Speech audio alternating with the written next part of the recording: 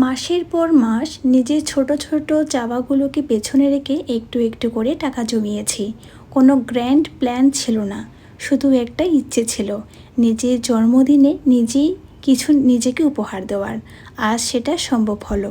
নিজের হাতে নিজের জন্য উপহার না, এটা শুধু একটি বস্তু নয়, এটি আমার ভালোবাসা, আমার যত্ন, আমার নিজেকে বোঝা ও মূল্য দেওয়ার গল্প। যদি কেউ না থাকে আমার পাশে, আমি নিজেই আছি আমার পাশে নিজেকে শক্ত করে ধরে রাখতে। সকলকে জানাচ্ছি আমার পক্ষ থেকে সকালে স্নিগ্ধ শুভেচ্ছা। কেমন আছেন সবাই? গ্রামীণ জীবনে নতুন আরেকটি ভিডিওতে সকলকে স্বাগত জানাই। আশা করছি আমার পরিবারের ছোট বড় নতুন পুরাতন সকল সদস্যরা বেশ ভালো আছেন।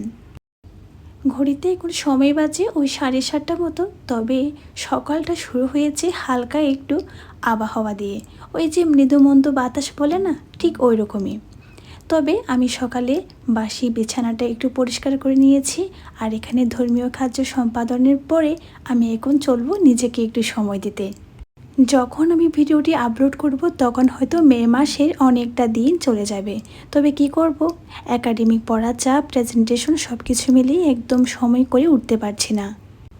মের 1 তারিখ বিশ্ব শ্রমিক দিবস, তার পাশাপাশি এই শ্রমিকের মাঝখানে জন্ম নিয়ে আমি এক দুর্ভাগা মেয়ে। তো সেদিন আমার জন্মদিন ছিল। এই দিনটি আমার জন্য খুবই স্পেশাল। এই দিনটির পাশাপাশি আজকের এই ভিডিওটিও কিন্তু আমার জন্য খুবই স্পেশাল, কারণ আজ আমি শেয়ার করতে চলেছি আমার একটা ছোট্ট কিন্তু খুব প্রিয় একটা জার্নি। কিভাবে আমি আমার বাজেট থেকে কিছু টাকা বাঁচিয়ে নিজের জন্মদিনে নিজেকেই গিফট করলাম সেই ব্যাপারে। আর এখন যে পারফিউমটা দেখছেন, এই পারফিউমটা আমি আমার এক ঘনিষ্ঠ মানুষকে দিয়ে ইউরোপ থেকে আনিয়েছি। এটার স্মেল বেশ ভালো, আমার তো খুবই পছন্দ। আজকের এই দিনটির পাশাপাশি আজকের এই ভিডিওটিও আমার কাছে খুবই স্পেশাল, কারণ আজ আমি শেয়ার করতে চলেছি আমার একটা ছোট্ট কিন্তু খুবই প্রিয় একটা জার্নি। কিভাবে আমি আমার বাজেট থেকে কিছু টাকা সঞ্চয় করে নিজের জন্মদিনে নিজেকে গিফট করলাম। আমরা যারা মধ্যবিত্ত বা নিম্ন মধ্যবিত্ত রয়েছি, তাদের আসলে স্বপ্ন দেখতেও কিন্তু বাজেট ফ্রেন্ডলি দেখতে হয়। এই ধরুন না, আমরা অনেকেই মাসের শুরুতে বাজেট করি বাসা ভাড়া, খাওয়া দাওয়া, যাতায়াত বিল ইত্যাদি, কিন্তু আমি ঠিক করলাম এবার একটু নিজের জন্যও ভাবতে হবে। সেই কথা মাথায় রেখে আমি প্রতিদিনের খরচের জায়গা থেকে একটু একটু করে সঞ্চয় করতে শুরু করলাম। ধরুন, বাহিরে ফাস্টফুড খেয়ে টাকা অপচয় না করে বাড়ির রান্না করে বাড়ির রান্নাই খেতাম। আবার অন্যদিকে রিকশায় করে ভার্সিটিতে ক্লাস করতে না গিয়ে বন্ধুদের সাথে কথা বলতে বলতে সেই রিকশার টাকা জমিয়ে নিতাম। এই করে দেখতে দেখতে মাসের শেষে এই 800, 150 বা 1500 এরকম করে টাকা জমা পড়ে যেত আমার সঞ্চয় বক্সে। তো এপ্রিলের শেষের দিকে চিন্তা করতে থাকলাম যে মেয়ের 1 তারিখ যেহেতু জন্মদিন, তো নিজের জন্য কি কেনা যায় এই অল্প টাকায়। তখন হঠাৎ করেই মাথায় আসলো যে এমন কিছু কিনতে হবে যেটা অনেক দিন ধরে আমার কাছে থাকবে, যাতে দেখলেই বুঝতে পারবো যে আমার জন্য এই জন্মদিনই উপহার হিসেবে এটাই আমার সাথে ছিল। আর এই ছোট্ট উপহারটি আমায় মনে করিয়ে দিল যে তুমি স্টুডেন্ট বা মধ্যবিত্ত বলে তোমার জন্মদিনে যে কোনো উপহার হবে না তা কিন্তু নয়।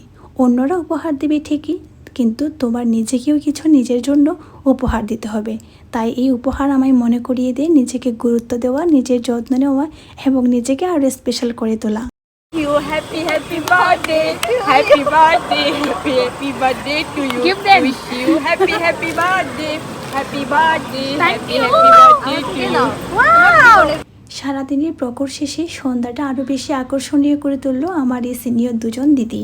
ওনারাও আসলে স্টুডেন্ট, তেমন একটা বেশি বাজেট নেই। তবে যাই হোক, ওনারা আমার জন্য যে আয়োজনটি করেছে এটাই আমার জন্য একদম হাই বাজেটের চেয়েও অনেক বেশি। আজকে ভিডিওটি আর বেশি দীর্ঘায়িত করব না। যে যেখান থেকে আমার ভিডিওটি দেখেছেন সকলকে অসংখ্য অসংখ্য ধন্যবাদ। আর হ্যাঁ, আমার এই ভিডিওটি যদি ভালো লেগে থাকে আমাকে কমেন্ট করে জানাবেন। আর কমেন্ট করে এটা জানাবেন যে আপনারা নিজেদেরকে শেষ কবে কী উপহার দিয়েছেন। ধন্যবাদ।